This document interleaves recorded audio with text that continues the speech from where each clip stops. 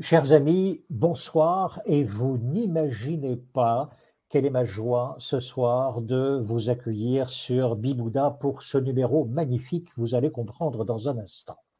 D'ici quelques jours, bien sûr, seront les fêtes de fin d'année et nous commencerons par cette fête de Noël qui est d'abord une fête de famille.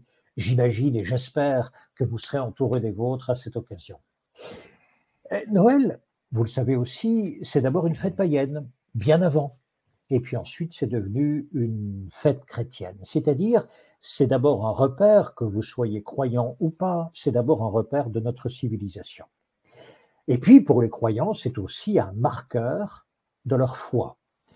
Donc, résumons les choses, il y a 2000 ans, il s'est passé quelque chose. Il y a 2000 ans, un homme est né que l'on a appelé Jésus. Il a existé. Là-dessus, tous les évangiles, ils sont 4, tous les évangélistes disent « nous l'avons connu », c'est ce qu'ils nous racontent, et ils racontent également un certain nombre d'épisodes qu'ils ont vécus, en tous les cas c'est ce qu'ils disent, avec cet homme-là. Eh bien voyez-vous, on pourrait s'arrêter là. Un homme a vécu et il y a 4 témoins, en tous les cas ils disent avoir été témoins. Oui, sauf qu'un homme, Jean Stone, lit les 4 évangiles. Et en lisant les 4 évangiles, il se rend compte qu'il y en a un, le 4e, signé de Jean, qui est bien différent des 3 premiers. Donc il poursuit son investigation. Et à partir de là, il se pose 2 questions. La première question, qui est ce Jean finalement qui a écrit ce 4e évangile? Ça, c'est la première question. Il part en enquête. C'est une investigation profonde. Et la deuxième chose, qu'y a-t-il de si spectaculaire, de si inattendu, de si inhabituel dans l'évangile de Jean que l'on ne retrouve pas dans les 3 autres? Et quelle est la signification de cette différence sur le contenu, bien sûr? Eh bien, voyez-vous, ces 2 questions-là, ce sont précisément les 2 questions que nous allons nous poser ce soir. Jean Stone, merci beaucoup d'être avec nous ce soir. Bonsoir, bonsoir à tous. Merci beaucoup, Jean. Simplement, votre livre récent, qui est le résultat d'une enquête, s'appelle précisément Jésus, l'enquête. C'est paru chez Plon, c'est déjà un succès en librairie, 17 000 exemplaires vendus au moment où nous parlons. Vous avez mené là une enquête extrêmement précise, extrêmement fouillée, à la fois avec des raisonnements très forts, vous avez joué Sherlock Holmes, et puis aussi avec des sources multiples que vous êtes allés rechercher, un peu à la façon d'Hercule Poirot. Un mot sur vous, Jean, avant de démarrer l'enquête avec vous. Quelques fragments de votre parcours. Je dis quelques fragments parce que si je devais lire tout votre CV, nous en aurions quand même pour au moins une bonne dizaine de minutes. Permettez simplement que je note un certain nombre de choses importantes. Diplômé en management, diplômé en philosophie, diplômé en mathématiques, diplômé en informatique, diplômé en paléontologie. Et puis, vous avez également fondé l'Université interdisciplinaire de Paris. Vous avez écrit des dizaines de livres, dont un, je n'en prends qu'un, Notre existence a-t-elle un sens? Rien que ce livre-là est un best-seller, plus de 40 000 exemplaires vendus au moment où nous parlons. Alors Jean, nous allons vous suivre dans votre enquête, c'est cela que nous allons vivre avec vous aujourd'hui, et ça c'est vraiment magnifique. Commençons par le début, la première question, si vous voulez bien, où on peut l'élargir. Ce Jean en question, qui est-il? Et il nous raconte quoi? Qui est Jean? Alors, oui, effectivement, pendant des siècles, on a parlé, vous connaissez l'expression de parole d'évangile, parce qu'on pensait que tout ce qui était les évangiles était sacré. Et puis après, on s'est rendu compte que c'était quand même loin d'être le cas, qu'il y a des différences entre Luc et Matthieu quand ils racontent l'enfance de Jésus, des choses comme ça, vous voyez. Donc, on a fait ce qu'on appelle des analyses critiques, et elles ont été faites souvent dans un cadre ou dans une version qu'on va dire plutôt avec un a priori matérialiste. Hein. Et donc, finalement, on en est arrivé à l'idée que ceux qui étaient dans les évangiles, il y en a 3 qui se recoupent à peu près. Luc, Marc et Matthieu, c'était ça la vision qu'on pouvait avoir de Jésus. Un brave rabbin juif que ses disciples avaient un peu upgradé après sa mort et en avaient fait un fils de Dieu. Et l'évangile dit de Jean, qui est très différent, on pensait que c'est un truc qui a été écrit justement, on va regarder son contenu plus tard, c'est un truc qui a été écrit beaucoup plus tard et qui est beaucoup moins crédible. Or, cet évangile de Jean, pendant longtemps, la tradition chrétienne l'a attribué à l'un des 12 apôtres, qui s'appelle Jean, le seul d'ailleurs, Jean, fils de Zébédée, et qui est un pêcheur de Galilée, et ça ne paraît pas crédible qu'il soit écrit par lui. Donc c'est une raison supplémentaire, a priori, pour se méfier de cet évangile. Mais cet évangile dit des choses très étonnantes, à commencer par dire qu'il est écrit par le disciple que Jésus aimait. On va appeler ça DBA pour simplifier, tu vois, le disciple que Jésus aimait. Et ce disciple Jésus aimé prétend être un observateur direct. Il faut rappeler que Luc et Marc ne sont pas des gens qui ont connu Jésus.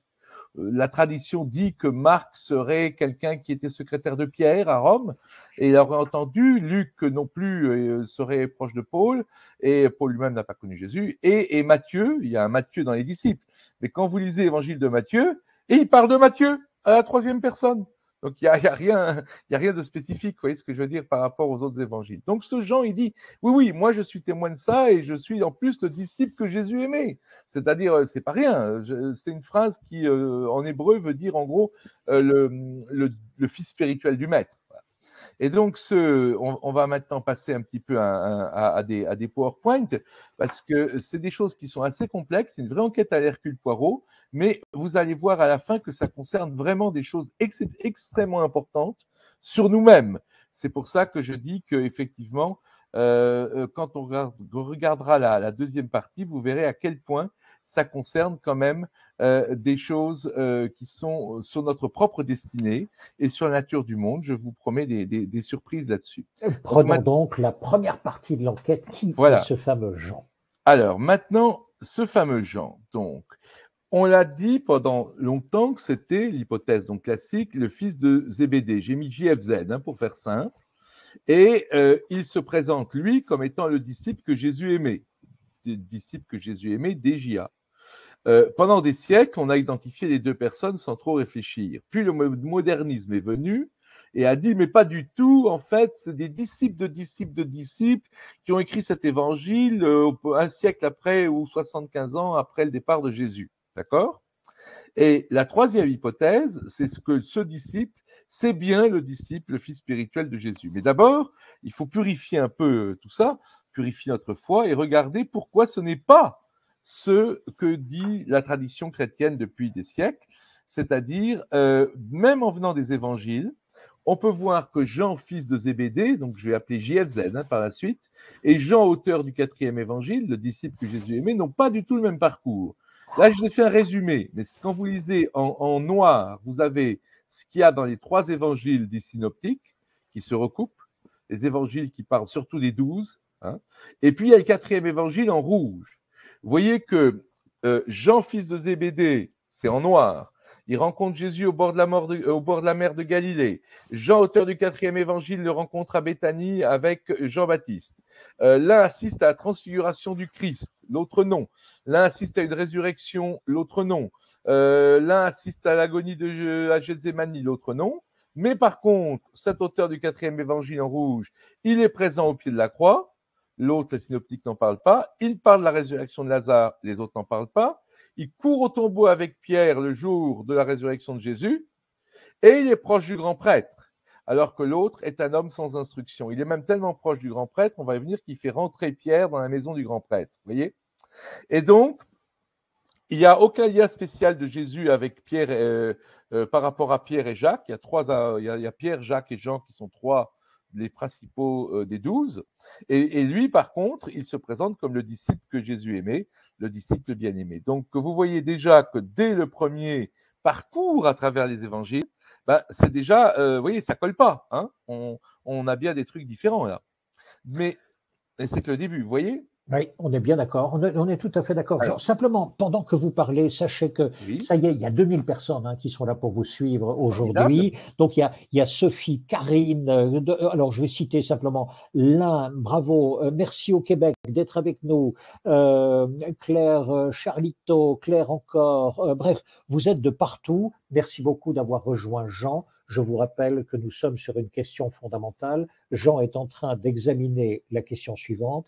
qui est ce Jean qui a écrit le 4e évangile? Et pour l'instant, on arrive à la conclusion, en tous les cas, première piste, ce n'est pas la personne qui affirme être Jean, fils de Zébédée, ce n'est pas Jean, voilà, fils de c'est-à-dire ce Zébédée. pécheur, un pécheur, hein, on est bien Oui, deux d'accord, gars Jean? pêcheurs de Galilée, Voilà, tout à fait. Donc, ce n'est pas lui qui l'affirme, parce qu'il n'a jamais affirmé, c'est la tradition, bien bien sûr, sûr. qui affirme que ce serait lui. Alors, regardez, ils ne font pas partie du même groupe de disciples. L'un est galiléen, donc la Galilée, c'est au nord, hein, au nord de la Palestine ou du territoire actuel d'Israël, et l'autre est judéen. Judéen, ça veut dire la région de Jérusalem.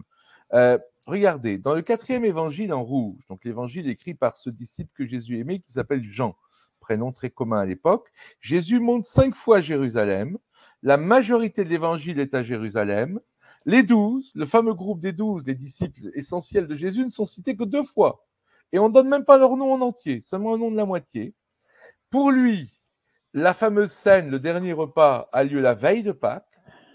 Et il parle de Lazare et Nicodème, 2 personnes très importantes. Dans les Jean, une synoptiques, c'est question. complètement l'inverse. Tu vois, Jean, une question. 4e évangile, et d'autre part, vous opposez synoptique, synoptique voilà. signifiant? Luc, Marc et Matthieu, Merci c'est-à-dire beaucoup. les 3 autres. Merci beaucoup. Et les 3 autres, alors je vais faire, vous qui êtes un grand journaliste, ça va vous faire rire, mais je dirais que ce sont les spin doctors ou les attachés de presse des 12. Ce sont les attachés de presse des fameuses 12 disciples, parce que ces 3 évangiles, Luc, Marc et Matthieu, alors pourquoi on les appelle les synoptiques? C'est simplement parce que c'est un mot grec qui dit qu'on peut les mettre en parallèle. Voilà.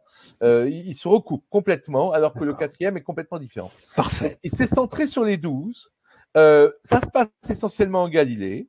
Jésus ne va qu'une seule fois à Jérusalem pour y être crucifié. Le repas final est pour eux le jour de Pâques, alors que pour le 4e évangile, c'est la veille de Pâques. C'est intéressant.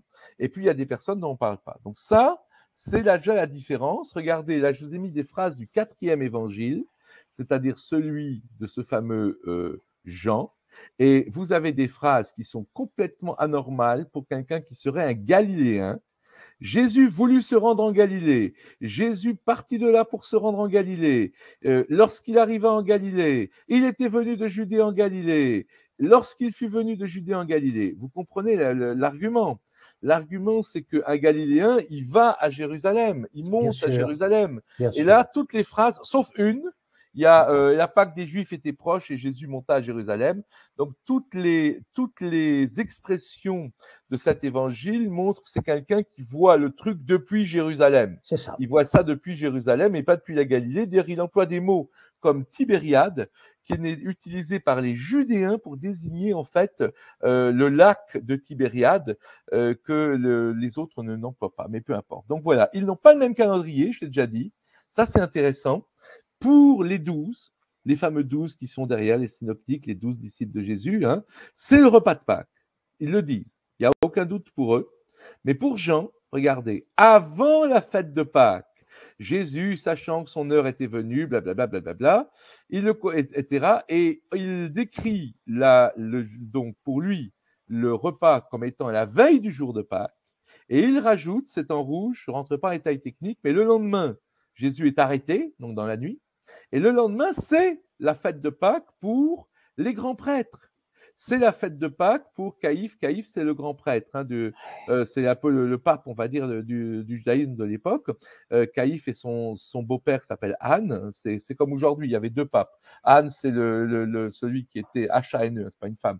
C'est celui qui était honoraire et l'autre Caïphe. Bon, et bien ces gens-là, ils ne peuvent pas parler, par exemple, rentrer dans un prétoire pour parler avec Ponce Pilate, parce que s'ils le font, ils ne peuvent pas manger la Pâque le soir.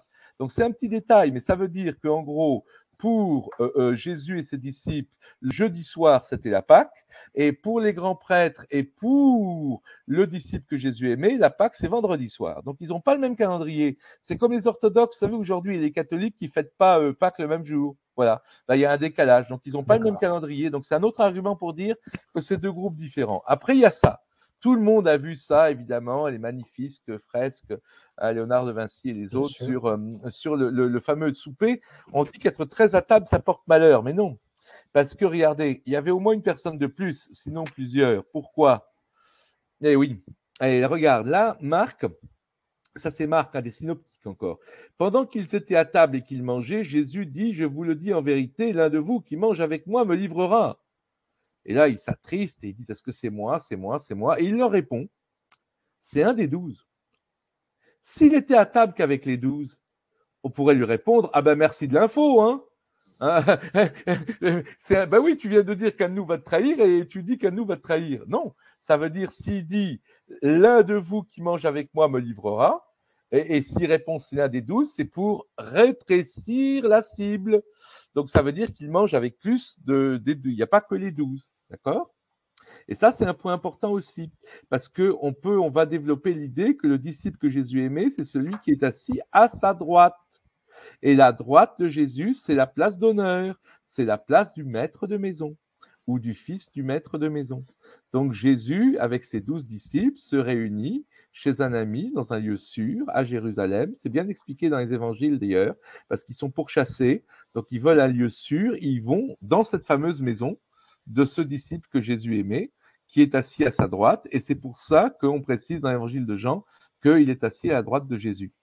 Et ensuite, ils n'ont pas le même rapport avec Pierre, ça c'est très important. Jean, dans les 3 évangiles des 12, encore une fois, c'est les attachés de presse des 12, les synoptiques, ils ne parlent que des 12 et que de leur mérite. Il y a Pierre, Jacques et Jean, dans l'ordre. Jean, c'est le 3e. Il est en numéro 3, il est derrière Pierre et Jacques, et il fait tout après Pierre. Dans le 4e évangile, Jean est tout le temps devant Pierre, tout le temps. Il rencontre Jésus en premier à Béthanie, comme je l'ai dit, avant que Jésus choisisse Pierre. Il arrive au tombeau avant Pierre, il comprend la résurrection de Jésus avant Pierre, il reconnaît Jésus tout à la fin avant Pierre, et Pierre a besoin de lui pour demander à Jésus qui va le trahir lors du fameux dernier repas.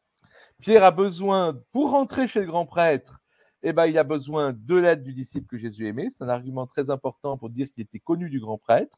Donc, ce n'est pas un simple pêcheur de Galilée. C'est comme si moi, Thierry, je vous fais rentrer à Matignon. Vous comprenez l'argument? Si je vous fais rentrer à Matignon, c'est que je suis forcément quelqu'un de proche d'Elisabeth Borne. C'est évident. Voilà. Jésus est arrêté. Pierre et le disciple que Jésus aimait le suivent dans la rue. Ils arrivent à la maison du grand prêtre pour l'interrogatoire. Pierre est bloqué. Et le disciple le fait rentrer. Il le fait rentrer. C'est-à-dire qu'il a le pouvoir de faire rentrer quelqu'un. C'est comme, encore une fois, s'il le fait rentrer à l'Élysée ou à Matignon. Voilà. Donc, il est présenté comme étant au-dessus de Pierre partout. Et puis, lors de la crucifixion, il y a cette fameuse histoire très, très, très, très importante. Il est le seul à être présent. Dans les 3 évangiles synoptiques, aucun disciple des 12, aucun des 12 n'est mentionné au pied de la croix. Aucun. Surtout pas Jean, fils de Zébédée. Et puis, Jésus lui dit, voilà ta mère. Voilà ta mère. Et à sa mère, il dit, femme, voilà ton fils. Et là, il y a un truc très intéressant, c'est que dans l'évangile de Matthieu, on nous dit que la mère des fils de Zébédée, elle est là. Alors pourquoi il y a des femmes au pied de la croix? Parce qu'elles risquent rien. Elles risquent rien parce qu'à l'époque, on ne crucifie pas les femmes. Les femmes, c'était le bon côté d'une société patriarcale. On tuait que les hommes pour être hérétiques, pour être, s'être révoltés contre l'autorité romaine ou l'autorité du temple à Jérusalem. On tuait que les hommes. Donc, les disciples de Jésus, les 12, ils sont repérables. C'est des Galiléens, c'est des provinciaux, ils ont un autre accent. Donc, ils se sont tous barrés.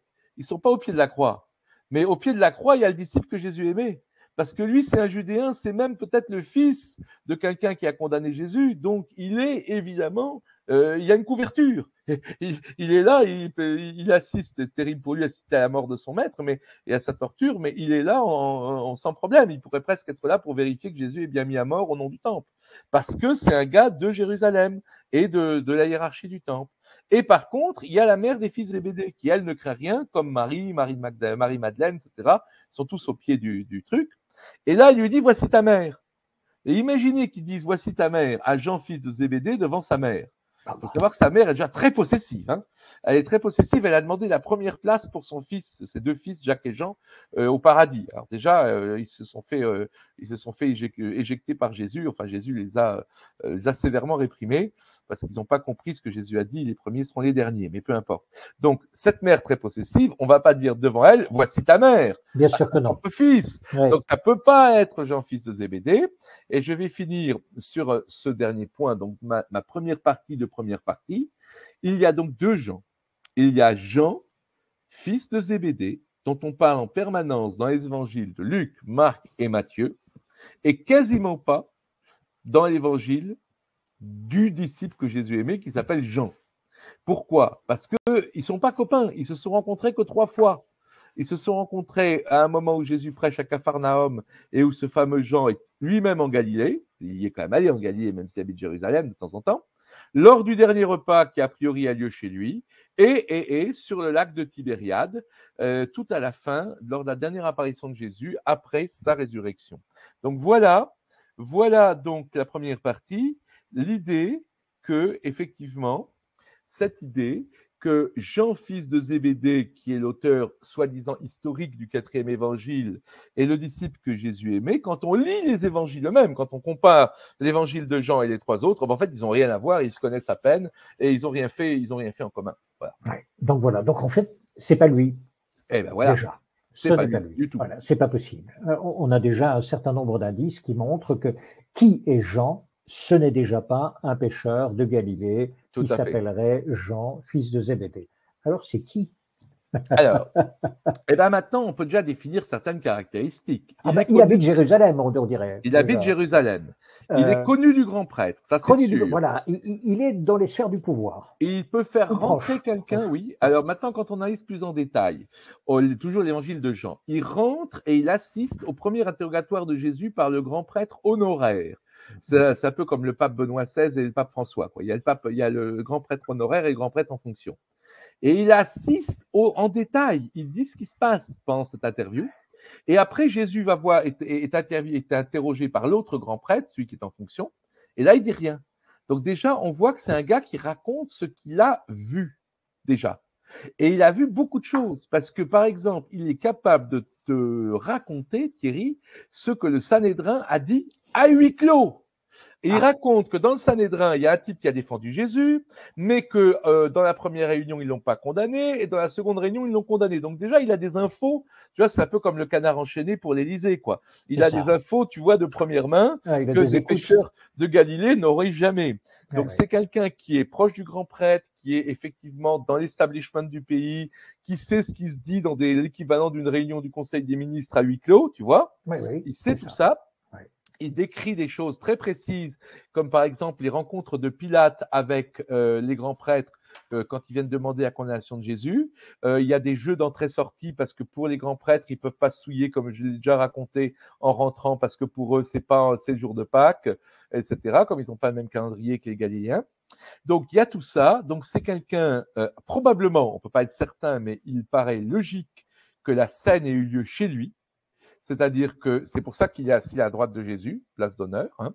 Donc, il y a toute cette idée de le profil, en tout cas, est assez clair. Hein. C'est un Judéen de la hiérarchie de Jérusalem, connu du grand prêtre, etc. Maintenant, comment aller plus loin? Alors, c'est là qu'on fait une vraie enquête à l'Hercule Poirot. Pour aller plus loin, j'ai relu, c'est un gros travail, j'ai relu tous les pères de l'Église les plus anciens, c'est-à-dire ceux du 1er et 2e siècle, parce que c'est ce que j'appelle génération 2. Génération 2, c'est quelqu'un qui a connu Jésus. C'est ça. Génération 3, c'est quelqu'un qui a connu quelqu'un, qui a connu quelqu'un, qui a connu Jésus. Et puis quand tu commences la génération 4, ça se brouille, hein, parce que ça se dégrade. Hein.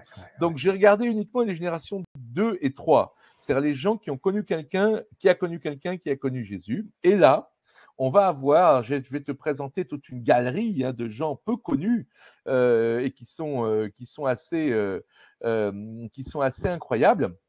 Alors pour ça, il faut que je retrouve. Attends, pardon. Excuse-moi, il faut que je coupe ce PowerPoint là. Voilà. À votre aise. Et donc je coupe ce PowerPoint. Hop, voilà. Et je vais en ouvrir un second. Voilà, et c'est celui-là.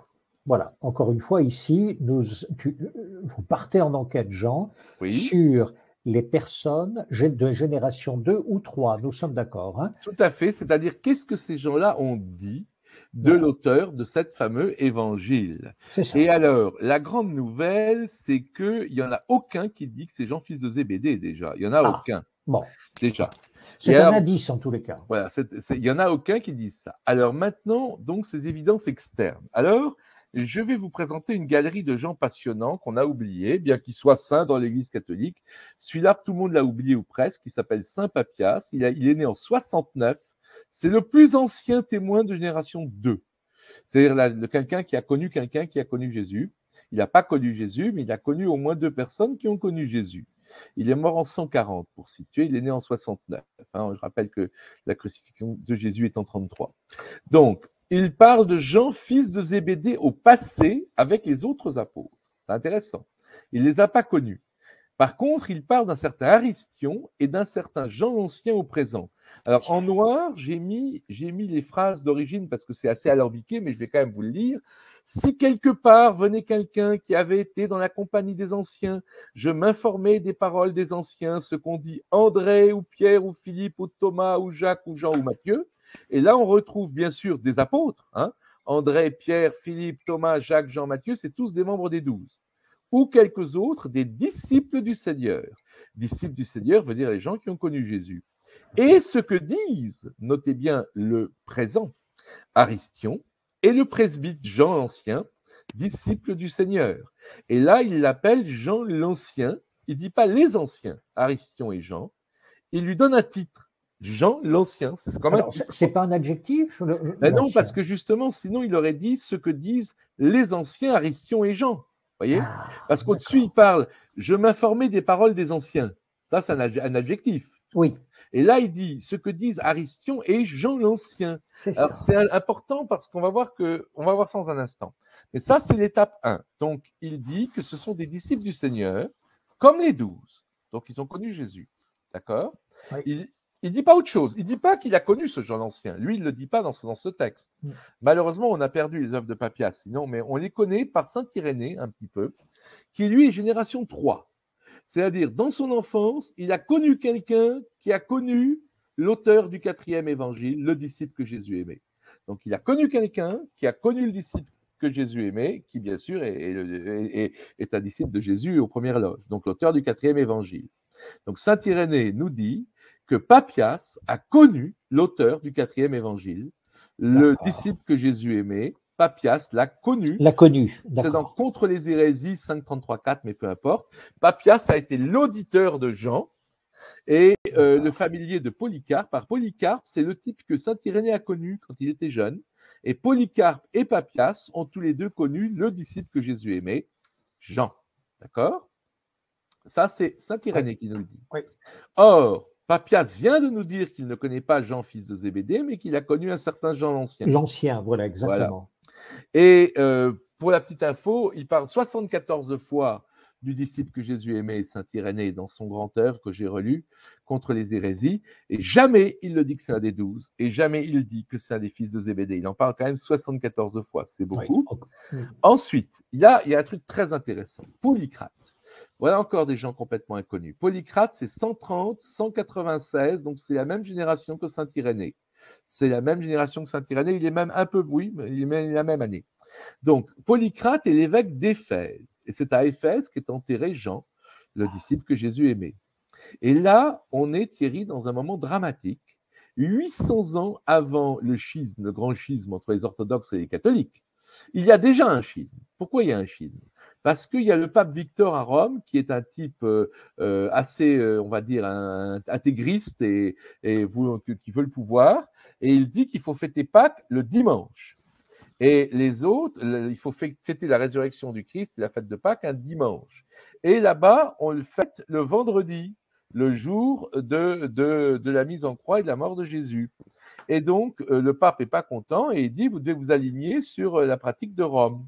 Et les évêques de toute l'Asie, donc d'Éphèse et d'autour, ils protestent. Et ils écrivent une lettre. Alors, le pape a écrit une première lettre en disant « Moi, je suis successeur de Pierre et Paul, qui sont morts à Rome. » Et alors, dans cette lettre, Polycrate répond qu'il a lui aussi sa légitimité. Et c'est important parce qu'il veut montrer la légitimité maximum. Et voilà ce qu'il écrit. « Car en Asie, de grandes lumières se sont endormies qui ressusciteront au jour de l'apparition du Seigneur, etc. » Bon, peu importe. Philippe, un des 12 apôtres, qui dort à Hiérapolis, ses 2 filles âgées, vierges, notre fille, etc. Et Jean, qui s'est reposé sur le sein de notre Seigneur, donc c'est le fameux disciple que Jésus aimait. Que Jésus aimait, oui. Qui était aussi un prêtre. Mais un prêtre, Ah. ça veut dire quoi? Ça ne peut être qu'un prêtre dans le temple de Jérusalem. Le disciple que Jésus aimait, c'est le disciple maximum. C'est 100 fois plus qu'un prêtre chez les chrétiens. C'est même beaucoup plus qu'un évêque. C'est le disciple numéro 1 de Jésus. Donc il est prêtre. S'il est prêtre, ça veut dire qu'il a été prêtre à Jérusalem. Et C'est voilà ça. l'info. Ça D'accord. recoupe parfaitement ce qu'on a dit avec le connu du grand prêtre.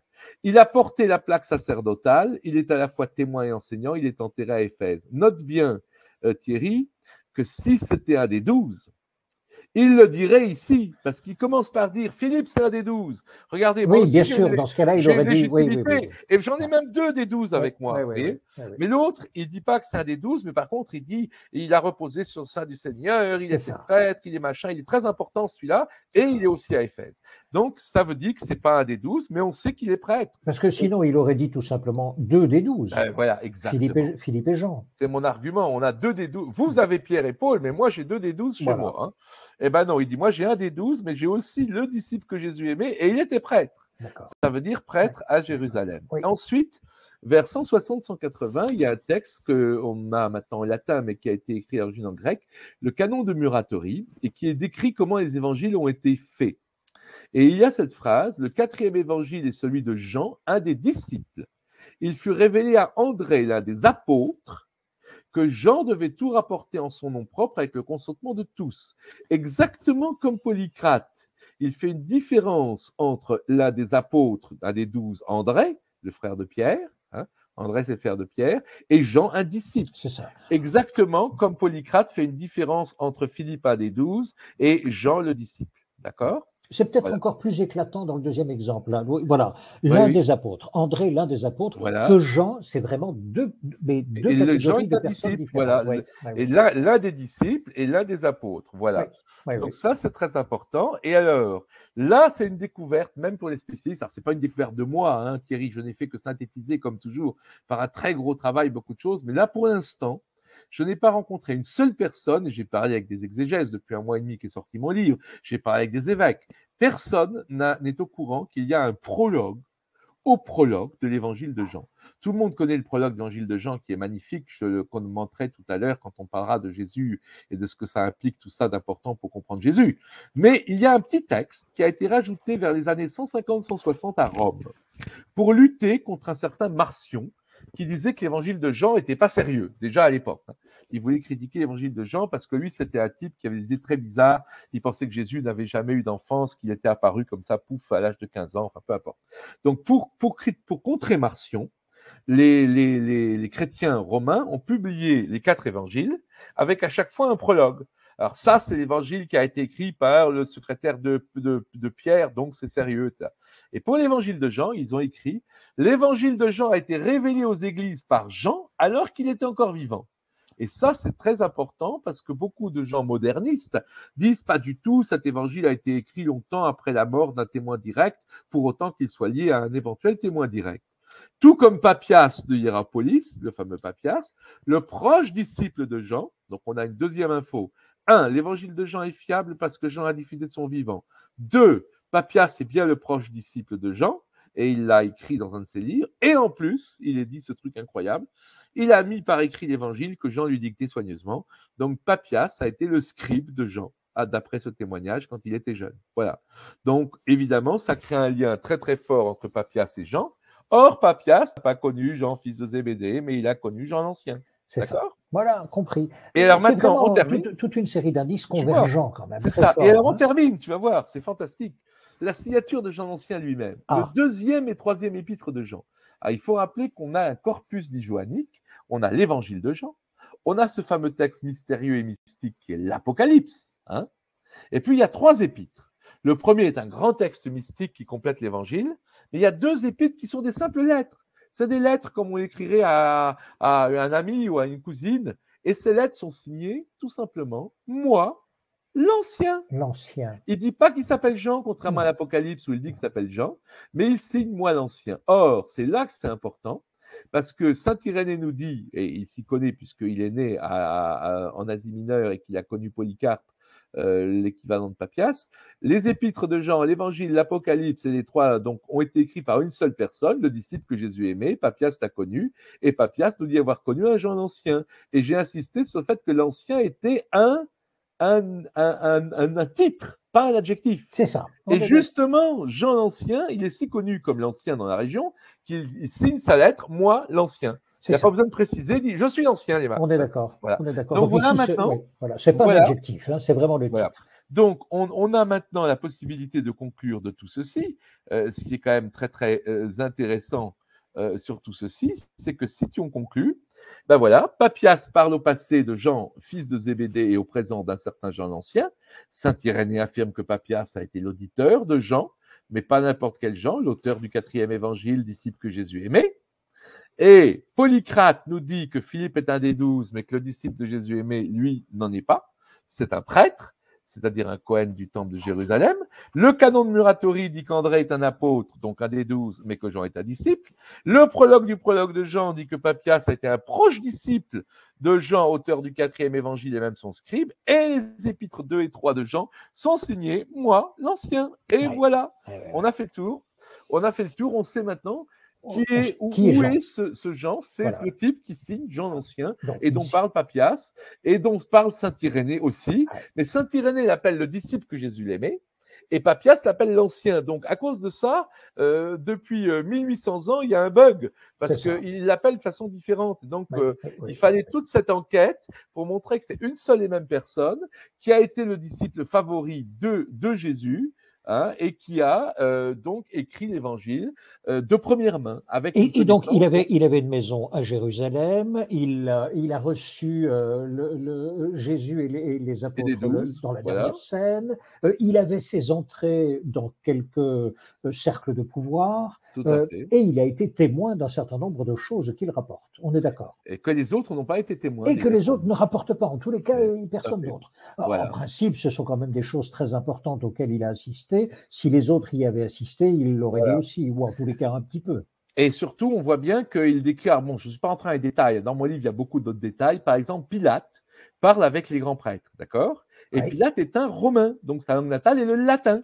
Bien sûr. Et là, je dois ça à Jean-Christian Petit-Fils, qui a été le préfacier de mon ouvrage, qui a fait un très beau livre sur Jésus. Et c'est lui qui m'a informé de l'idée du fait, c'est pas une idée, c'est un fait, que Pilate fait des erreurs quand il parle grec. Et c'est des erreurs de grammaire que ferait normalement un latin.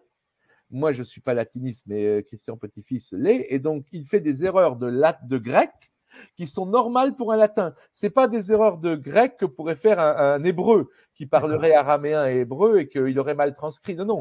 Donc, ça veut dire que ce fameux disciple Jésus aimé, il a assisté à la discussion parce qu'il a noté les propos de Pilate, y compris les erreurs de grammaire. Et évidemment, il ne va pas rajouter des erreurs de grammaire pour faire joli dans son texte quand même. Donc, c'est des erreurs de grammaire d'un Romain qui parle grec, et pas d'un araméen ou d'un hébreu qui se tromperait en citant des propos grecs. Donc, il y a plein d'arguments comme ça. Voilà. Donc, est-ce que vous avez avec cela, Jean, répondu à la première question Oui, je pense que maintenant, on peut savoir, on a son profil. La seule chose qu'on ne sait pas, c'est le fils de qui il était.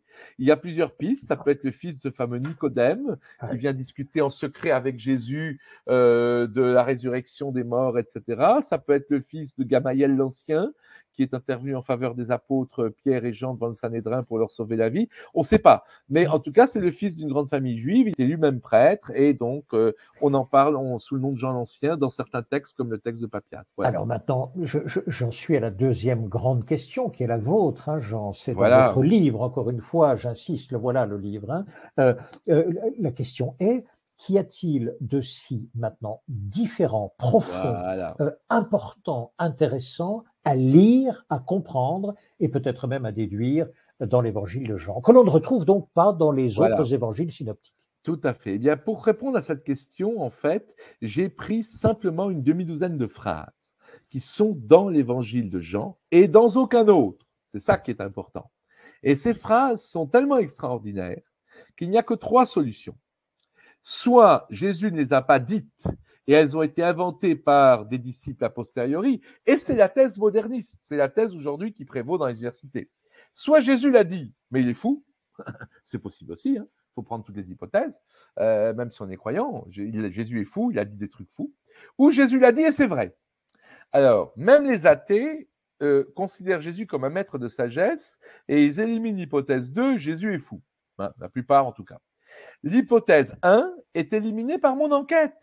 Si l'évangile de Jean est le seul qui est l'évangile d'un témoin direct, qui était avec Jésus, qui était son disciple favori, qui a mieux compris que tous les autres, il ne va pas trahir son maître de façon invraisemblable en racontant des trucs complètement fous.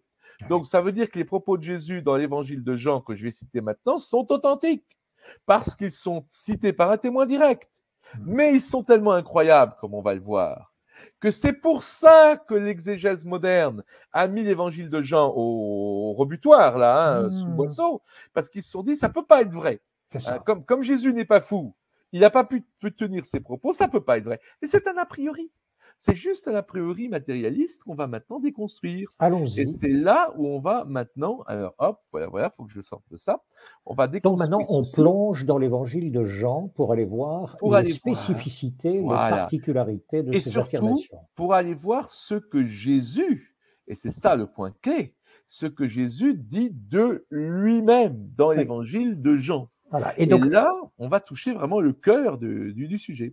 Il faut bien se rappeler, parce que vous l'avez dit, Jean, dans l'épisode qui précède la crucifixion, encore une fois, Jean l'Ancien a été témoin de choses fortes qu'il rapporte. Voilà. Donc ici, il rapporte même chose, pareillement, des propos entendus. Tout à fait. Et c'est pour ça que ces propos sont authentiques. Et maintenant, on va les commenter. Alors, ma deuxième partie s'appelle Fils de Dieu. Ça veut dire quoi? Il faut d'abord savoir que ça a été un truc de folie pendant des siècles après le départ de Jésus. Il y a eu des brouilles, il y a eu des excommunications et même des morts à cause de ça. Vous voyez, c'est un livre, Dieu peut-il avoir un fils? Le débat sur la Trinité au IVe siècle. C'est un livre de Bernard Sesboué, mais peu importe, que j'ai mis là. Voilà une fiche que j'ai prise, c'est Wikipédia. Alors, on vous dit, Jésus, il est quoi? Il est humain, il est divin. Alors, s'il est complètement divin, tu es docétiste. S'il est complètement humain, tu es ébioniste.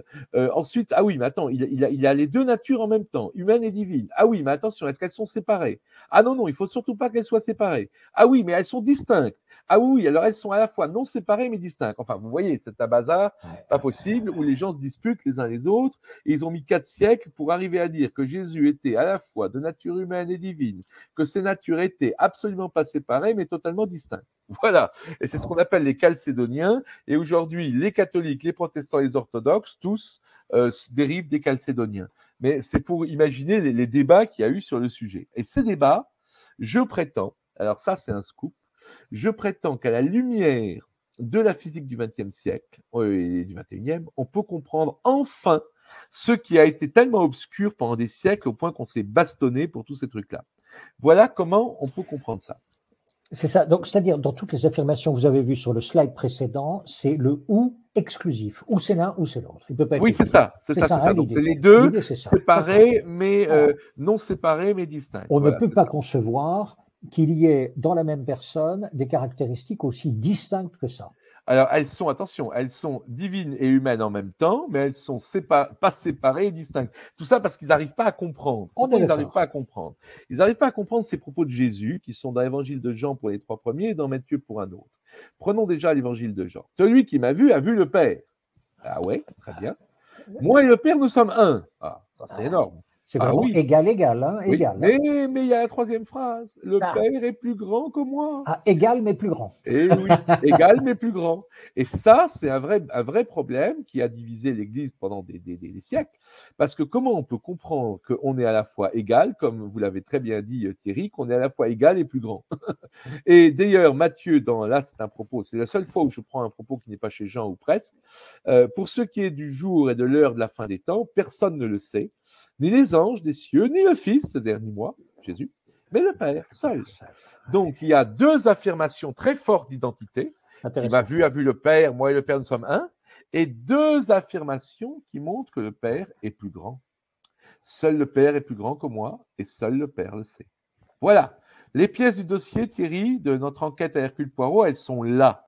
Jésus a dit tout ça, et pendant 2000 ans, On n'a pas compris et on s'est battu comme des chiffonniers pour essayer de comprendre cette Et contradiction. pourquoi aujourd'hui on serait plus à même de comprendre ces phrases-là? Eh bien, en 1946, un Hongrois qui s'appelle Denis Gabor a eu un prix Nobel dans les années 76. En 1946, il a découvert un truc qui s'appelle l'hologramme. Voilà une plaque de photo holographique qui représente une voiture. On la voit pas très bien parce que c'est une prise de photo prise par un laser. Il faut éclairer la bagnole avec un laser et ensuite on grave une plaque, comme dans les anciennes plaques photo. Vous voyez, une plaque en D'accord. verre. Hein. Oui, Vous ok. voyez, la voiture, elle est gravée sur une plaque en verre. Et quand on remet cette plaque en verre éclairée par des lasers, sur la plaque, il y a une espèce de trifouillis, de rien du tout, un enchevêtrement de traits. On éclaire ça dans un laser et ça vous donne l'image de la bagnole. En 3D en plus, si on a le bon dispositif. Maintenant, ce que vous avez entre les mains, là, dans les mains de ce type, c'est une demi-plaque cassée en deux. On le voit à l'opposé des mains. Si vous regardez à l'opposé des mains, on voit que la plaque a été cassée. Sur la gauche, oui. Oui, elle est cassée. Oui. Et alors, cette plaque cassée, donc à l'opposé de là où, du parti où il tient par les mains, on voit que c'est cassé un peu en biais, ça vous montre, et c'est ça la grande idée, ça vous montre une demi-plaque de photo holographique éclairée par un laser, vous montre l'image de la totalité de la plaque, ici la bagnole, mais avec une moins bonne définition. En gros, au lieu de nous montrer une demi-image de bagnole, si vous prenez un négatif photo comme on avait avant le numérique et qu'on coupe le négatif photo en deux, eh ben on aura quoi? On aura deux demi-bagnoles. Vous avez l'avant et l'arrière. Voilà. Et là, on a la bagnole complète, mais avec une moins bonne définition. C'est pour ça qu'on ne la voit pas très bien. Et bien ça, Thierry, je prétends que ça permet de comprendre. Celui qui m'a vu a vu le Père. Je suis porteur de la totalité de l'image. Ah oui, mais je suis qu'un morceau de la plaque. Le Père est plus grand que moi. Ouais. Voilà l'idée. Je suis porteur de l'information sur la totalité du monde. Ah oui, mais je suis qu'à moitié de la plaque. Voilà. Et ça, c'est le père François Brune qui m'avait donné cette idée. Mais ce qui est très intéressant, c'est que des grands physiciens quantiques, je ne développerai pas, mais comme vous savez, j'ai aussi fait beaucoup de choses avec des gens comme Bernard d'Espagna, par exemple. Et un grand physicien quantique qui s'appelle David Bohm a dit que l'univers, d'où vient notre monde, l'univers, nous sommes comme une caverne de Platon, nous sommes dans un monde projeté. J'ai expliqué ça dans les séminaires, entre autres, que j'ai fait sur pour Bibouda, sur les nouveaux paradigmes. Eh bien, dans ce monde primaire, ce monde qui serait en somme sous-jacent au nôtre, tenez-vous bien Thierry, d'après David Bohm, il serait à structure holographique. C'est-à-dire que justement, c'est un monde où tout est dans tout. C'est un monde où il y a cette dimension holographique. Et alors, si donc dans un autre monde, il n'est pas du tout absurde d'être à la fois une partie d'un système, le Christ, et le Père, la totalité. Et c'est renforcé, tenez-vous bien, par la physique quantique. Et ouais. Car voilà Stéphane Lupasco, qui a été un des maîtres de mon ami Basarab Nicolescu, qui est un des grands physiciens quantiques de la génération de d'Espagna et Costa de Borga. Basarab, qui est encore heureusement parmi nous, les autres malheureusement nous ont quittés. Et il a beaucoup utilisé cette logique qui est issue de la logique quantique de ce philosophe roumain, Stéphane Lupasco, qui disait la chose suivante. On appelle ça une logique du tiers inclus. Dans notre monde, on ne peut pas être deux choses contradictoires. Par exemple, Thierry, si on est un grain de sable, on n'est pas une onde radio. On est d'accord. Une onde radio et un grain de sable, ça n'a rien à voir. Hein? On est d'accord. Par contre, en physique quantique, on est à la fois onde et corpuscule. Chaque constituant fondamentaux de nous-mêmes, et ça c'est la physique quantique qui le montre, est à la fois dans une onde et un corpuscule. Mais attention, à un autre niveau de réalité que Lupasco appelle sur cette image l'état T. L'état T comme tiers inclus. Donc en bas, il y a E et non E. Hein, si on est une particule, on n'est pas une onde. Et à l'état T, on est à la fois onde et particule. C'est ça que veut dire le triangle. Hein, que les états contradictoires à notre niveau de réalité deviennent unis à un autre niveau de réalité. Et voilà comment on peut maintenant expliquer, grâce à cette double idée de la physique, premièrement, notion d'hologramme, deuxièmement, notion du tiers inclus, ce qui est dans notre monde est totalement contradictoire. Moi, j'ai discuté avec des amis musulmans qui me disent, attends, c'est pas possible ton truc, on peut pas être la roue et la bagnole. Si t'es une roue, t'es pas une bagnole, je suis désolé, mais la roue, c'est la partie de la bagnole. Eh ben si, Si, dans un autre niveau de réalité, on peut être deux choses contradictoires en même temps, l'onde et le corpuscule. Et l'hologramme nous dit qu'on peut être à la fois porteur de l'image de la totalité, sans être la totalité, évidemment. Donc voilà, ces fameuses phrases qu'on va le voir avec son fameux prologue, seul le disciple que Jésus aimait avait compris il y a 2000 ans, et qui ont discuté, il y a eu des morts, il y a eu des guerres, il y a eu des massacres à cause de ça, parce que les gens, ils comprenaient pas comment Jésus peut dire, moi et le Père nous sommes un, ah oui, mais le Père est plus grand que moi. Donc certains ont dit, vous voyez bien que Jésus, ça est un homme, ça c'est les Ariens de l'évêque Arius, qui ont donné les cathares. Attends, Jésus c'est juste un homme, hein. Le Père est plus grand que moi. Ah mais non, pas du tout, Jésus est Dieu, regardez, il a dit, moi et le Père nous sommes un, vous voyez.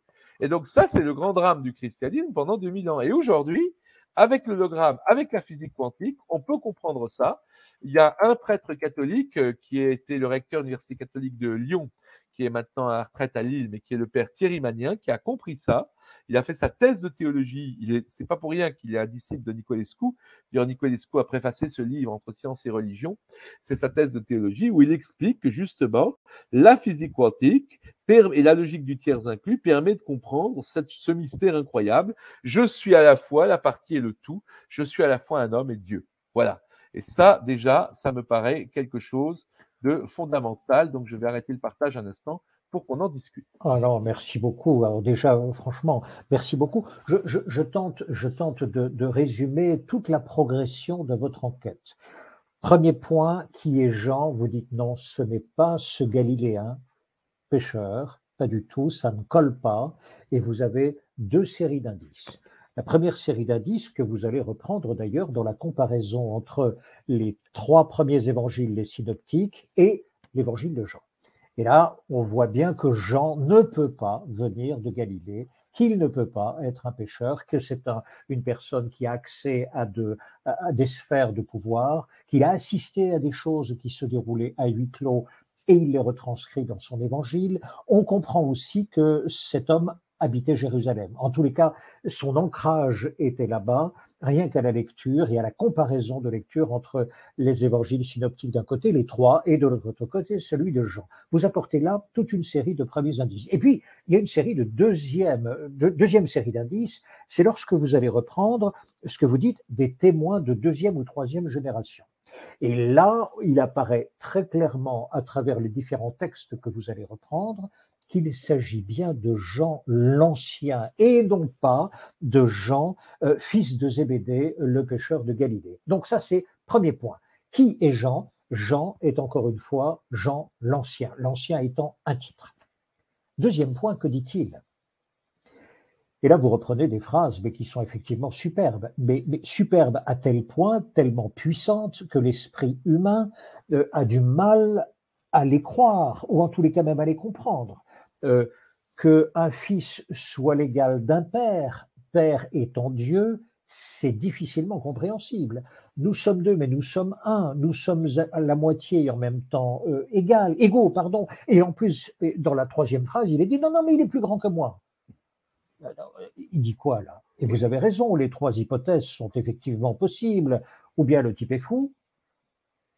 Oui, sauf que tout le monde dit que c'est un puits de sagesse.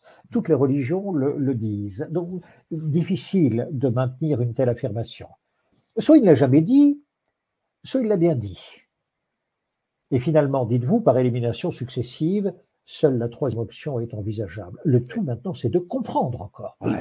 Ça veut dire quoi? Parce que là, franchement, on peut s'énerver, on peut être devant un mystère, on peut dire c'est des carabistouilles, enfin bon.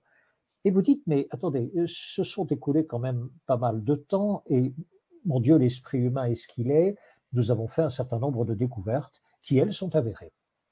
Et vous dites, mais quand on va reprendre ces découvertes, en tous les cas, c'est une vraie piste. Voilà. Cassez une plaque d'hologramme en deux et vous aurez une image dans les deux moitiés. Magnifique. Donc ça veut dire que notre monde, quand même, nous permet d'avoir des preuves tangibles que dans les lois de ce monde existent effectivement deux moitiés qui ont chacune un tout, le même. Qui représente le tout, voilà. Tout à fait. Formidable. Et c'est que le début, Thierry, parce que Jésus, ces fameuses phrases dont vous avez très bien résumé pourquoi il les a dites, selon moi, ces fameuses phrases. Il y en a d'autres. Alors, Et il y en a allons-y. d'autres qui sont encore plus folles. Jésus dit toujours et uniquement dans l'évangile de Jean à son Père, « Tu m'as aimé avant la fondation du monde ». Eh bien Thierry, si je vous dis que moi j'existais avant le Big Bang, vous allez me traiter de fou et vous aurez bien raison. Or, Jésus dit à plusieurs reprises qu'il existe avant la création du monde. Donc là aussi, il n'y a que deux hypothèses. Hein. Soit il est fou, enfin, soit il ne l'a pas dit, mais on est dans l'hypothèse où il l'a dit, puisque c'est décrit et rapporté par le disciple number one, son disciple bien-aimé qui ne peut pas le trahir, et c'est dans aucun autre évangile. Donc il l'a dit. Donc soit il est fou, soit c'est vrai. Si c'est vrai, il faut comprendre ce qu'il veut dire par là. Oui, bien sûr. Ça veut dire qu'il est quand même quelque chose qui est à l'origine, il est avant la création du monde. Il est bien plus que simplement un bonhomme qui a marché sur Terre il y a 2000 ans. Bon. Et alors là, ici, il y a oui, une composante du temps. Jean, excusez-moi de sûr, mais il y a une bien composante sûr. du temps. Il y a le monde avec le temps, et c'était avant, mais le avant est difficilement compréhensible Voilà. pour nous. Il y a quelque chose d'extraordinaire dans cette phrase. Alors on va analyser un peu plus encore. En Jean, toujours l'évangile de Jean et uniquement lui. Jésus dit cette phrase folle là aussi. Abraham, votre père, a tressailli de joie quand il m'a vu. Il m'a vu et il s'est réjoui. Les Juifs lui dirent, non mais enfin, tu n'as pas encore 50 ans et tu as vu Abraham. Et Jésus leur dit, en vérité, je vous le dis, avant qu'Abraham fût, je suis. Wow. Et là, évidemment, ils ont pris des pierres pour le lapider parce qu'ils ont dit, mais ce mec est fou. C'est la logique. On dit, c'est pas possible. Et qu'est-ce que ça veut dire? Il nous confirme que pour lui, il existe depuis non seulement la fin des temps, mais même qu'il est apparu. C'est ça. Puisque Abraham a vécu quand même 1300 ans avant. J'ai Donc, vu il est apparu Abraham. J'ai vu Louis XIV. Quoi. Voilà, j'ai vu Louis XIV, ça fait bizarre. Hein. Louis XIV, non, c'est pire que ça. Il est en train de dire, Louis XIV a été fou de joie quand il m'a vu. Oui, en plus. Oui, en plus. Oui, Louis XIV a été fou de joie quand il m'a vu. C'est ça oui. qu'il dit, Jésus. Ah, alors, c'est vrai ou c'est fou? Eh bien, regardez. Dans la Genèse, il y a ça. Et ça, c'est très intéressant. Genèse 14. Genèse, c'est le premier texte de la Bible juive, hein, le premier texte des 5 livres sacrés. Il y a un certain Melchisédek, roi de Salem, fit apporter du pain et du vin. Oh là là, du pain et du vin. Ça vous rappelle pas quelque chose, ça? Étonnant. La célébration du pain et du vin. Il était prêtre du Dieu Très-Haut. Il bénit le pain et le vin en disant, béni soit Abraham par le Dieu Très-Haut qui a créé le ciel et la terre, etc. Et Abraham lui a remis la dîme de tout. La dîme, c'est le 10e. C'est ce qu'on remet en fait au temple à Jérusalem. On donne la dîme. Quand c'est impôt, quoi, en quelque sorte. Et donc, il donne cette chose à ce Melchisédek qui sort comme ça. On ne sait pas d'où il sort. Et alors là où ça devient intéressant, c'est que si vous prenez des portails de cathédrales, par exemple ici à Reims, on voit Abraham habillé en soldat qui reçoit le pain et le vin, on voit bien la coupe, la communion au pain et au vin de ce fameux Melchisédek. Et c'est saint Paul qui va nous donner la clé dans la lettre aux Hébreux. Il nous dit en gros que Melchisédek est une apparition du Christ, pour faire simple. Mais il ne va pas le dire aussi simplement, c'est toujours comme ça, hein, c'est toujours embistrouillé. Hein. Mais il va le dire quand même. Pour faire simple, en une phrase, je vous le dis, saint Paul affirme que Melchisédek est une apparition du Christ. Et il le dit, regardez, il est devenu pour tous ceux, etc., le Christ, et Dieu l'a proclamé grand prêtre de l'ordre de Melchisédek. Et il rajoute, sur ce sujet, on a bien des choses à dire, elles sont difficiles à expliquer. Vous êtes paresseux pour écouter. Depuis le temps, vous devriez être capable d'enseigner, mais de nouveau, vous avez besoin qu'on enseigne les tout premiers éléments de parole, au point d'avoir besoin de lait et non de nourriture solide. Bon, il dit tout ça pour dire, en gros, vous êtes des gamins, vous avez encore besoin du lait, vous n'êtes pas encore en état de manger. Et alors, moi, je vais vous expliquer. Melchisédek porte un nom qui veut dire roi de justice. Ensuite, il est roi de paix. Il n'a ni père, ni mère, ni ancêtre.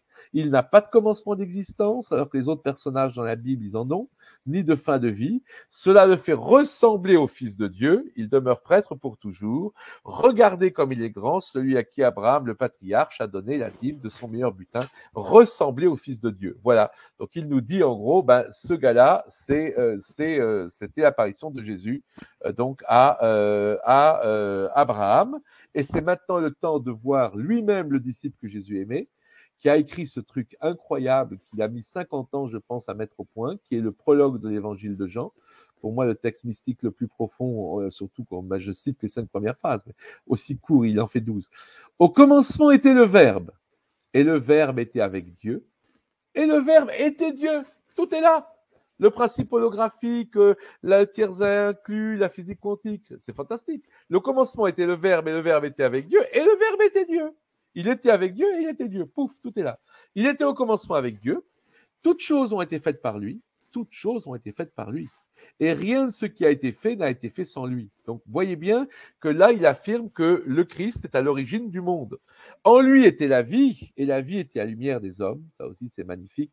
Et la lumière, lui, dans les ténèbres, et les ténèbres ne l'ont pas reçu.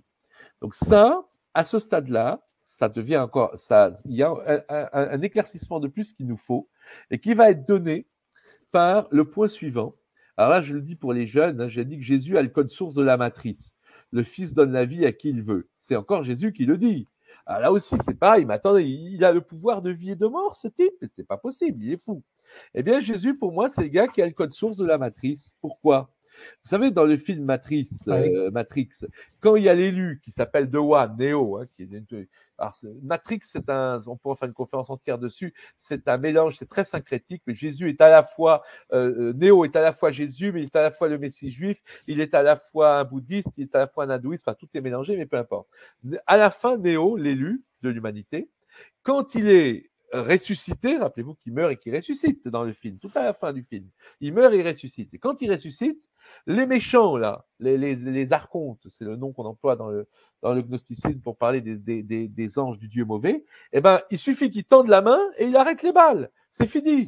Il a le code source de la matrice. Et moi, je dis, à ce niveau-là, je dis, et donc ça paraît évidemment culotté là-dessus, mais je dis, voilà, Jésus, il a le code source de la matrice. C'est le gars qui arrive et il dit, bon, toi, t'es paralysé, ok, maintenant tu marches.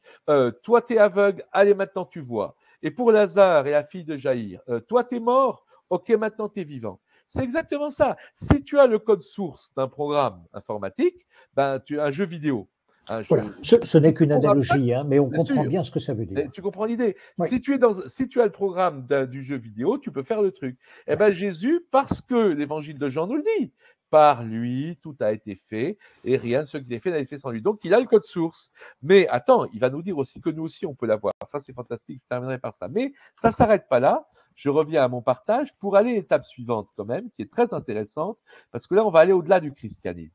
On va aller au-delà du christianisme, parce que Jésus dit, l'autre truc fou qui dit, donc il a déjà dit, hein, j'existais avant la création du monde. Il a dit, moi et le Père nous sommes un, mais le Père est plus grand que moi. Il a dit, attention, moi j'ai le code source de la matrice, hein, je donne la vie à qui je veux.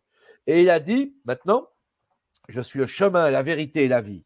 Nul ne vient au Père que par moi.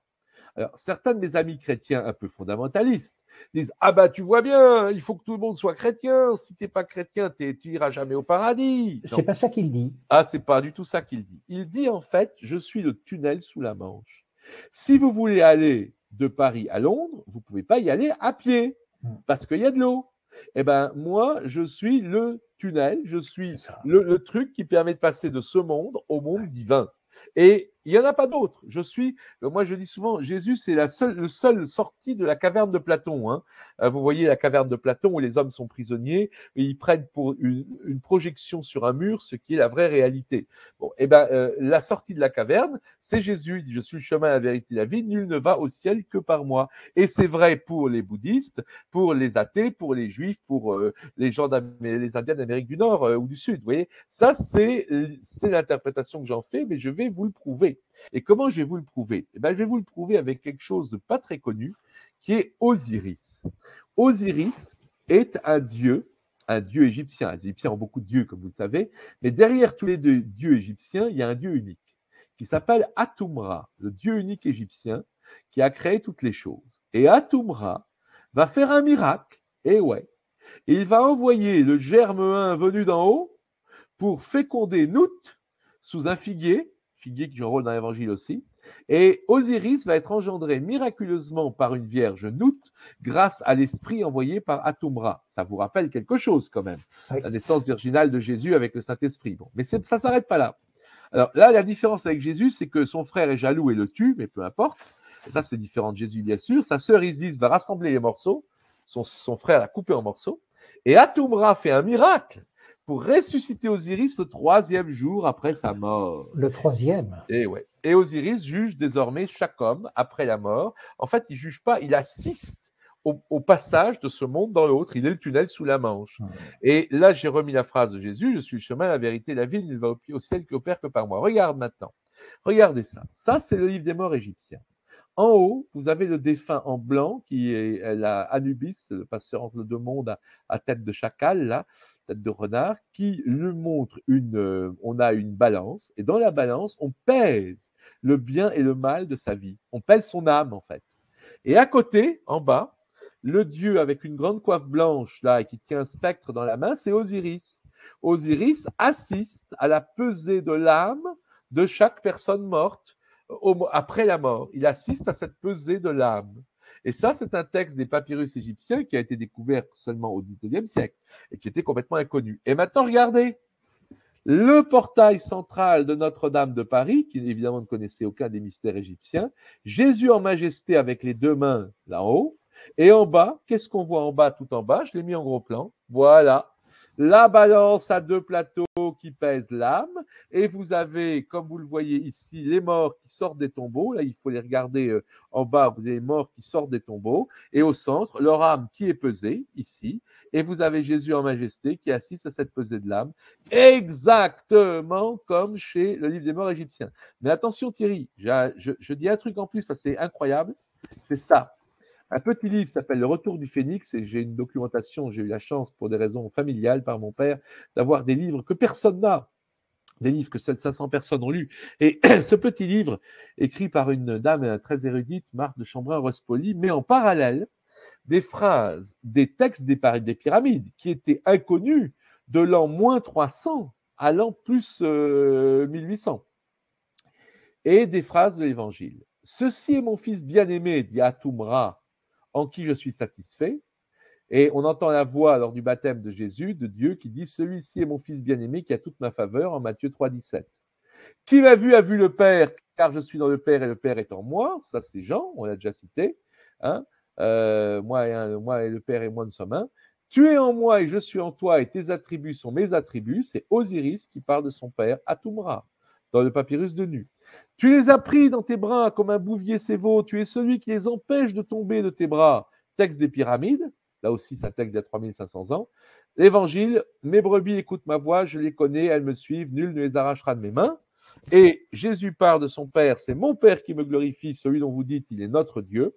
Je suis le fils de votre divin Père, je suis le fils de... Hop, je suis masqué de votre Seigneur, et vous m'appartenez par mon divin Père qui vous a créé. Et bien ça, tiens-toi bien, c'est Osiris qui parle. Voilà. Donc ça, c'est quand même incroyable. Alors là, il y a deux hypothèses. Première hypothèse qui n'est pas crédible, mais que je vais appeler l'hypothèse matérialiste. Ces mythes égyptiens ont été retranscrits dans les évangiles pour coller aux mythes égyptiens, et donc les évangiles se sont inspirés des mythes égyptiens.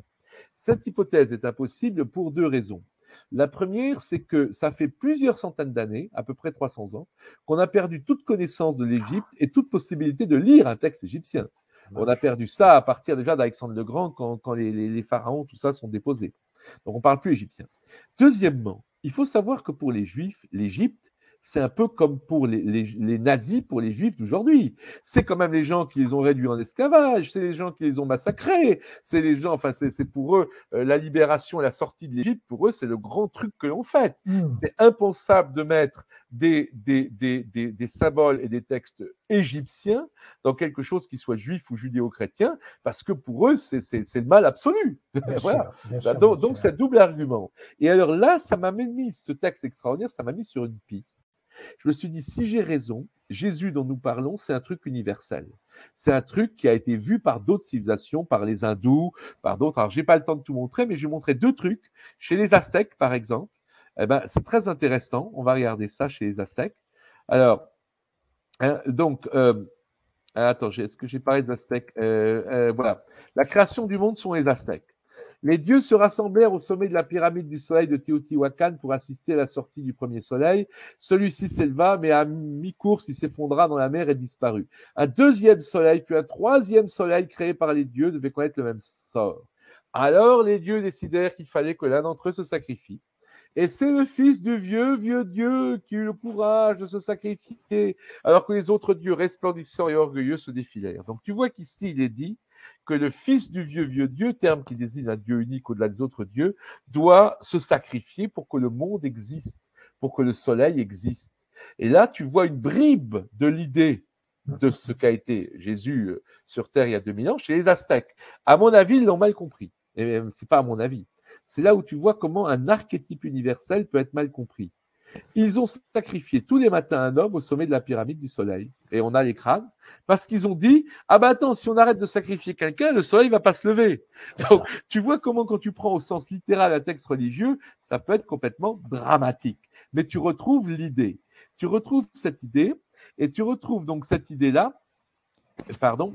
Regarde maintenant l'idée. Pourquoi Dieu a créé le monde, hein? Ça, c'est cette idée qui nous fait comprendre un truc qui est très mal compris dans le christianisme, c'est le sacrifice. Jésus dit « quand vous aurez élevé le Fils de l'homme », c'est-à-dire en gros quand je serai sur la croix. Donc Jésus devait mourir. Et donc ça, on a culpabilisé les gens. Regardez comment Jésus est mort en sacrifice pour vous, etc. Ok, non. Moi, je vais te dire, Jésus, c'est bien un sacrifice, comme le disent les Aztèques, mais c'est quelque chose de normal. Dieu doit faire un vide à l'intérieur de lui. Simone Veil l'a dit, Lévinas l'a dit, le grand penseur juif. Dieu plus toute la création, c'est moins que Dieu tout seul. Pourquoi?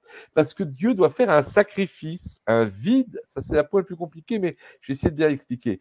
Dieu est présent aujourd'hui, Thierry, aujourd'hui, mais il n'est pas présent de façon classique, parce qu'il te laisse la liberté de ne pas croire en lui. Si Dieu était à tout bout de champ devant ton nez, tu ne pourrais pas être libre. Tu ne pourrais pas croire en lui, Thierry, c'est impossible. Donc, Dieu doit se retirer du monde. Dieu doit faire un trou dans lui-même. Il doit se couper un bras. Cette expression est horrible, hein, c'est une analogie. Mais Dieu doit se couper un bras. Dieu a dit, j'étais un trésor caché, c'est Ibn Arabi, grand penseur musulman, et j'ai désiré être connu. Donc, en gros, Dieu veut être aimé par des êtres libres. Et ça, c'est expliqué par Hans Jonas dans ce livre formidable, mais très, très dense, un petit bouquin, Le concept de Dieu après Auschwitz. Et voilà le grand scoop. Dieu n'est pas tout-puissant. Du moment que Dieu a créé un être libre, Thierry, des êtres libres, nous, qui sommes capables de dire merde à Dieu en face, Dieu n'est pas tout-puissant. Si Dieu est tout-puissant, tu n'es pas libre. Tu n'es pas libre parce que tu ne veux pas dire non à Dieu. Donc, le simple fait que nous soyons des êtres libres implique que Dieu a volontairement abandonné sa toute-puissance le jour où il a créé des êtres libres. Donc Dieu peut tout, y compris limiter sa toute-puissance. Et il l'a fait pour une raison très simple, pour être aimé. Parce que si tu es aimé par un animal domestique, c'est bien. Mais si tu es aimé par un être humain, c'est mieux.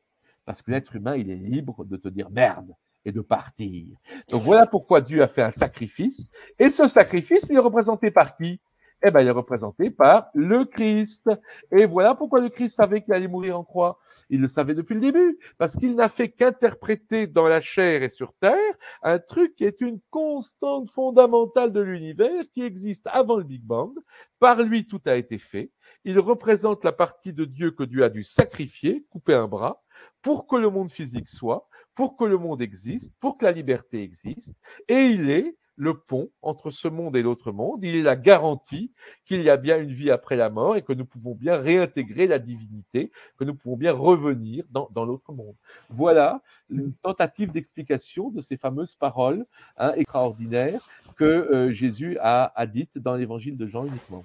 Merci beaucoup, Jean. Tout cela, c'est donc dans votre livre, Jésus, l'enquête, avec, j'ajoute une chose, dans ce livre-là, on a toutes les sources, parce qu'ici, on n'a pas eu le temps, vous n'avez pas eu le temps de citer, mais sources extrêmement fouillées et donc vérifiables. Ça, c'est la première chose. J'ai une dernière question, Jean, juste avant de nous quitter, parce que là, nous approchons de Noël.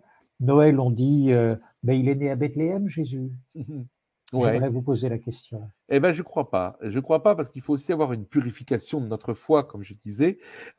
Luc et Matthieu disent qu'il est né à Bethléem, mais on sait que c'est pas des témoins directs. Et il y a un petit problème, c'est que dans l'évangile de Jean, à 3 reprises, je dis bien à 3 reprises, il y a un blocage de la part de Nathanaël, ensuite au Sanhédrin quand parle Nicodème et d'autres personnes. Il y a un blocage parce qu'on dit c'est Jésus de Nazareth. Et là, on dit expressément dans l'évangile de Jean à un moment, ah, mais est-ce que vraiment le Messie doit venir de Nazareth? Les prophéties disent qu'il doit naître à Bethléem. Donc, si Jésus était né à Bethléem, on le dirait instantanément. Ah ben oui, justement, mais attends, ce gars-là, il est né à Bethléem. Et donc, on dit même que les Juifs sont divisés parce qu'on dit, mais attends, ce gars, il est fabuleux, c'est le Messie. Et les autres disent, mais non, c'est pas possible que ce soit le Messie. Le Messie, il doit naître à Bethléem. Et on ne dit pas, mais attends, bien sûr, il est né à Bethléem. Eh ben non, on ne le dit pas. Et il y a 3 reprises, Nathanaël dit, mais attends, le Messie ne peut pas venir de Galilée, c'est pas, peut pas être Jésus de Nazareth. Donc on parle de Jésus de Nazareth et pas de quelqu'un né à Bethléem dans l'évangile de Jean, à 3 reprises. Et ensuite, Matthieu n'explique pas pourquoi Jésus, Marie, femme enceinte, est allé à Bethléem, mais Luc tente une explication. Il dit, il y avait un recensement par Quirinus, légat de l'empereur en Syrie, et ce recensement, il fallait se faire recenser dans sa ville natale. Donc Joseph, qui était de la maison de David, est allé à Bethléem avec sa femme enceinte. Voilà. C'est 3 fois faux. Le recensement de Quirinus, il est en plus 6 après Jésus-Christ, et Jésus est probablement né entre -4 et -6, parce qu'on a fait une erreur de calcul. Donc c'est 10 ans après la naissance de Jésus.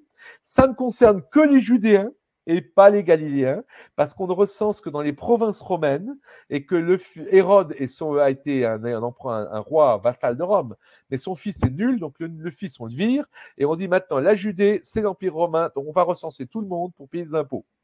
Ouais, mais les Galiléens sont épargnés, parce qu'eux, ils sont leur propre roi qui s'appelle Hérode Antipas, celui qui va tuer Jean-Baptiste, mais peu importe. Et 3e argument, ça n'était pas nécessaire pour se faire recenser d'aller dans sa ville natale. Donc il n'y a aucune raison pour que dans ce que dit Luc, que Jésus soit allé naître à Bethléem, mais surtout dans l'évangile de Jean, qui d'après mon analyse est l'évangile super fiable. Je ne dis pas que les autres ne sont pas fiables du tout, mais je dis qu'il est le plus fiable. Et ben à 3 reprises, s'il était né à Bethléem, on l'aurait dit, parce que ça arrangerait vachement la situation. Voilà.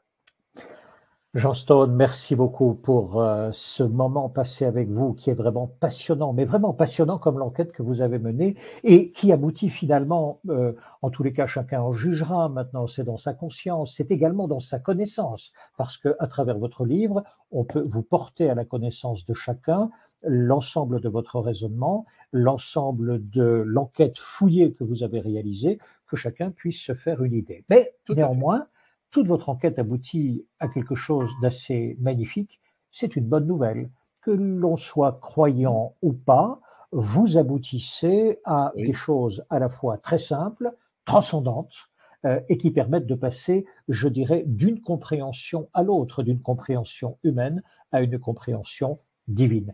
Jean, merci beaucoup pour ce voyage, cette enquête, cette investigation à quelques jours de Noël, investigation encore une fois, si fouillée, si méthodique dans l'ensemble de la méthode, du procédé que vous avez déployé. Merci beaucoup à vous également d'avoir été avec nous. J'imagine que vous avez écouté Jean avec beaucoup de passion, de curiosité, d'étonnement aussi dans les conclusions auxquelles il arrive. Et puis aussi cette façon assez extraordinaire que vous avez de relier ce que nous connaissons un tout petit peu du monde, hologramme, physique quantique, et d'autre part les textes tels qu'ils sont dits, à la fois dans les textes hébreux, vous l'avez dit, Ancien Testament, mais surtout, bien sûr, dans l'Évangile de Jean.